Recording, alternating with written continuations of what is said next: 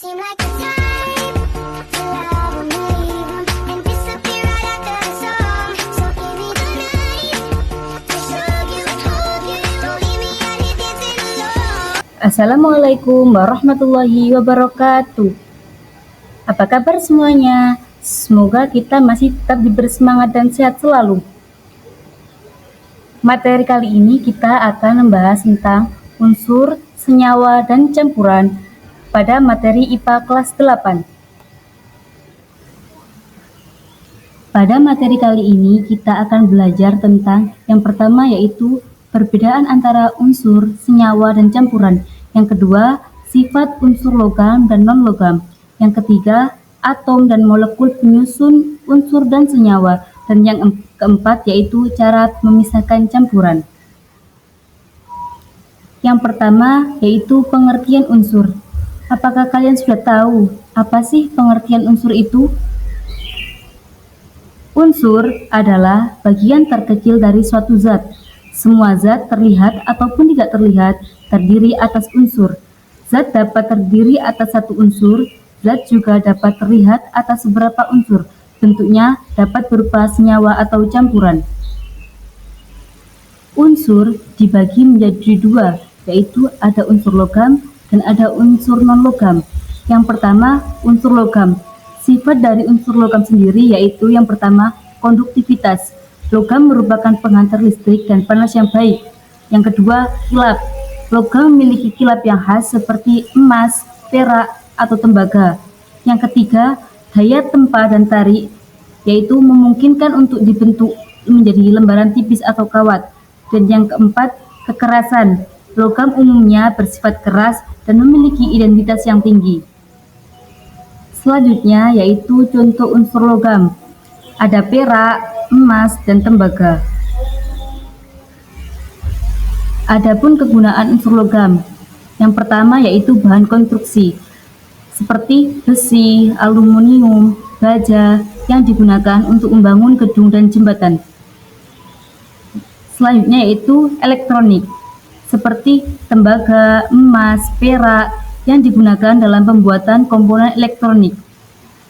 Selanjutnya perhiasan, seperti emas, perak, platinum yang digunakan sebagai bahan perhiasan.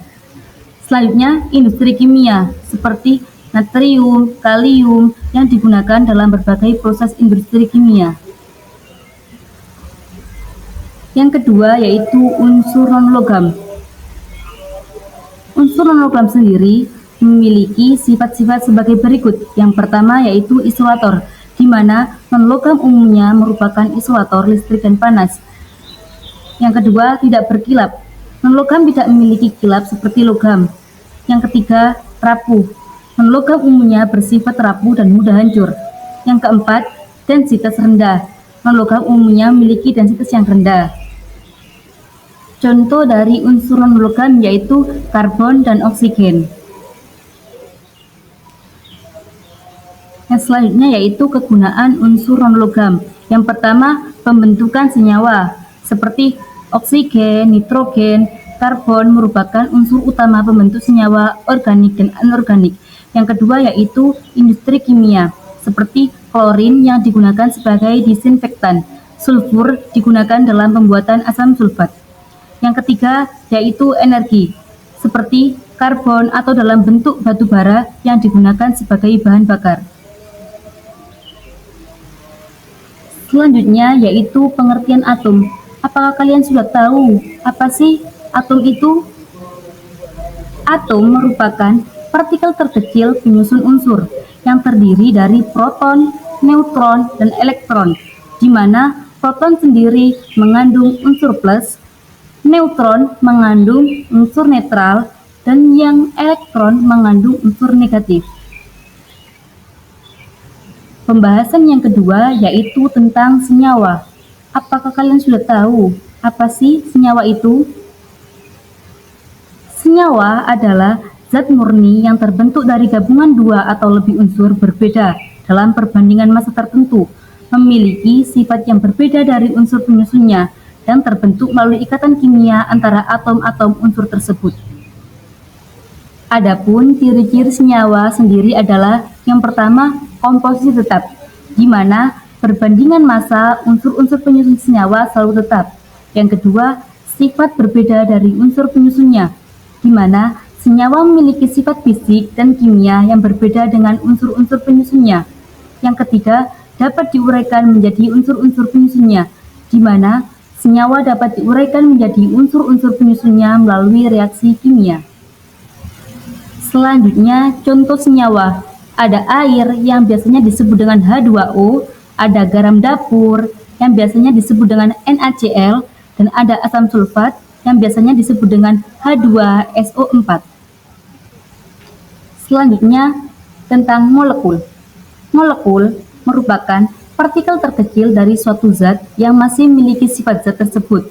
Molekul dapat terdiri dari satu atom atau molekul unsur atau lebih dari satu atom atau molekul senyawa.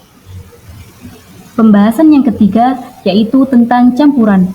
Apakah kalian sudah tahu apa sih campuran itu? Campuran merupakan gabungan dua atau lebih zat yang tidak bereaksi secara kimia dan mempertahankan sifat-sifat masing-masing. Campuran dibagi menjadi dua, yaitu campuran homogen dan campuran heterogen. Campuran homogen adalah komponen tidak dapat dibedakan, misal larutan gula, sedangkan campuran heterogen adalah komponen dapat dibedakan, misal salad, pasir, dan air. Selanjutnya yaitu jenis-jenis campuran. Jenis-jenis campuran ada 3 macam. Yang pertama, larutan. Merupakan campuran homogen di mana zat terlarut sepenuhnya terdispersi dalam pelarut. Contoh, air garam dan teh manis. Yang kedua yaitu suspensi. Merupakan campuran heterogen di mana partikel padat terdispersi dalam cairan tetapi tidak larut. Contoh, campuran pasir dalam air. Yang ketiga yaitu koloid. Campuran di mana partikel tersebut merata tapi tidak larut, lebih halus daripada suspensi. Contoh, susu, krim, dan gelatin. Selanjutnya yaitu pemisahan campuran. Pemisahan campuran dibagi menjadi dua, yaitu pemisahan campuran tidak larut dan pemisahan campuran larut. Yang pertama yaitu pemisahan campuran tidak larut, yaitu dekantasi, merupakan metode dekantasi yang dilakukan untuk memisahkan substansi. Yang kedua yaitu pengayakan, merupakan metode pemisahan sangat sederhana yang banyak dilakukan tanpa perlu menggunakan alat-alat yang sulit didapat. Selanjutnya yaitu pemisahan magnetis, di mana magnet menjadi cara termudah untuk memisahkan besi dan baja dari bahan non-magnet. Yang keempat yaitu sentrifugasi, di mana metode sentrifugasi menggunakan gerakan partikel dalam proses pemisahannya. Yang kedua yaitu pemisahan campuran larut. Pemisahan campuran larut ada beberapa macam. Yang pertama, evaporasi, di mana penyaringan tidak dapat memisahkan partikel zat terlarut dalam larutan karena partikelnya terlalu kecil untuk ditangkap oleh filter apapun. Yang kedua, distilasi, di mana mengumpulkan pelarut yang menguap sehingga tidak membiarkannya lepas ke udara. Dan yang ketiga, kromatografi, di mana teknik yang digunakan untuk memisahkan warna pada tinta, warna makanan, dan campuran warna lainnya. Selesai sudah materi yang kita bahas. Semoga bisa bermanfaat bagi kita semua. Wassalamualaikum warahmatullahi wabarakatuh.